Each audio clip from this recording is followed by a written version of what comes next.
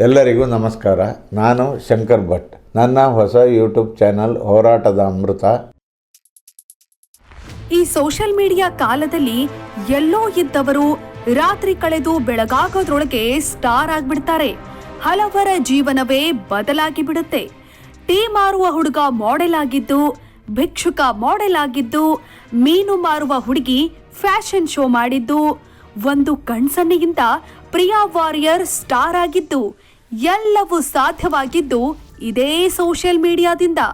ಇದೀಗ ಮಹಾಕುಂಭದಲ್ಲಿ ರುದ್ರಾಕ್ಷಿ ಮಾರುತ್ತಿದ್ದ ಹುಡುಗಿಗೆ ಇದೇ ಸಾಮಾಜಿಕ ಜಾಲತಾಣದಿಂದ ಅದೃಷ್ಟ ಖುಲಾಯಿಸಿದೆ.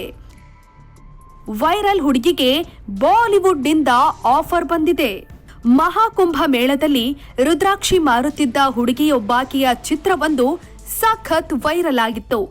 ಆಕೆಯ ಸೌಂದರ್ಯಕ್ಕೆ, ವಿಶೇಷವಾಗಿ ಆಕೆಯ ಸೆಳೆಯುವ ಕಣ್ಣುಗಳಿಗೆ ಜನ ಮಾರು ಹೋಗಿದ್ರು.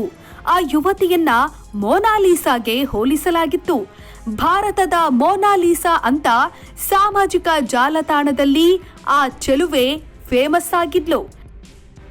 ಇದೀಗ ಬಾಲಿವುಡ್ ಕಣ್ಣು ಯುವತಿಯ ಮೇಲೆ ಬಿದ್ದಿದೆ. ಯುವತಿಗೆ ಬಾಲಿವುಡ್ನಿಂದ ಆಫರ್ ಬಂದಿದೆ.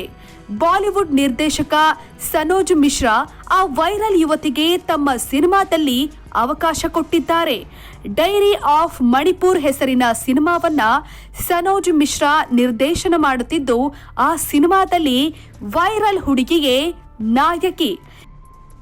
ಇದಕ್ಕಾಗಿ ಮೋನಾಲಿಸಾ ಲುಕ್ ಟೆಸ್ಟ್ ಕೂಡ ನಡೆಸಲಾಗಿದೆ.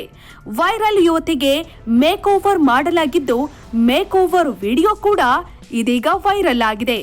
ಇದು ಮಾತ್ರ ಅಲ್ಲದೆ ಮಹಾಕುಂಭದ ಮೋನಾಲಿಸಾಗೆ ನಟನಾ ತರಬೇತಿಯನ್ನ ಸಹ ಕೊಡಿಸಲಾಗುತ್ತಿದೆ. ಹೀಗೆ ಸಾಮಾಜಿಕ ಜಾಲತಾಣದಲ್ಲಿ ವೈರಲ್ ಆದವರಿಗೆ ಸಿನಿಮಾ ಅವಕಾಶಗಳು ಇದು ಮೊದಲೇನೂ ಅಲ್ಲ. ಈ ಹಿಂದೆ ಬೀದಿಯಲ್ಲಿ ಹಾಡು ಹಾಡುತ್ತಿದ್ದ ರಾನು ಮಂಡಲ್ಗೆ ಬಾಲಿವುಡ್ ಸಿನಿಮಾ ಹಾಡು ಹಾಡುವ ಅವಕಾಶ ಕೊಡಲಾಗಿತ್ತು. ಇದರಿಂದಾಗಿ ರಾನು ಮಂಡಲ್ ರಾತ್ರೋರಾತ್ರಿ ಸೆಲೆಬ್ರಿಟಿ ಆಗ್ಬಿಟ್ಟಿದ್ರು. ಕೇರಳದಲ್ಲಿ ಮೀನು ಮಾರುತ್ತಿದ್ದ ಯುವತಿಗೆ ಫ್ಯಾಷನ್ ಶೋನಲ್ಲಿ ಶೋ ಸ್ಟಾಪರ್ ಮಾಡಲಾಗಿತ್ತು. ಮಲಯಾಳಿ ನಟಿ ಪ್ರಿಯಾ ವಾರಿಯರ್ ಸಹ ಸ್ಟಾರ್ ಆಗಿದ್ದು, ಸೋಷಿಯಲ್ ಮೀಡಿಯಾದಲ್ಲಿ ವೈರಲ್ ಆಗಿದ್ದ ಅವರ ಒಂದು ಸಣ್ಣ ಕ್ಲಿಪ್ಪಿನಿಂದಲೇ ಇದೀಗ ಮಹಾಕುಂಭದ ಮೋನಾಲಿಸಾಳ ಸರದಿ. ಈ ಅವಕಾಶವನ್ನ ಯುವತಿ ಸದುಪಯೋಗ ಪಡಿಸಿಕೊಳ್ತಾರಾ? ಕಾದು ನೋಡಬೇಕಾಗಿದೆ. ಶೇರ್ ಮಾಡಿ, ಸಬ್ಸ್ಕ್ರೈಬರ್ ಆಗಿ, ಬೆಲ್ ಐಕನ್ ಅನ್ನು ಒತ್ತಲು ಮರೆಯದಿರಿ.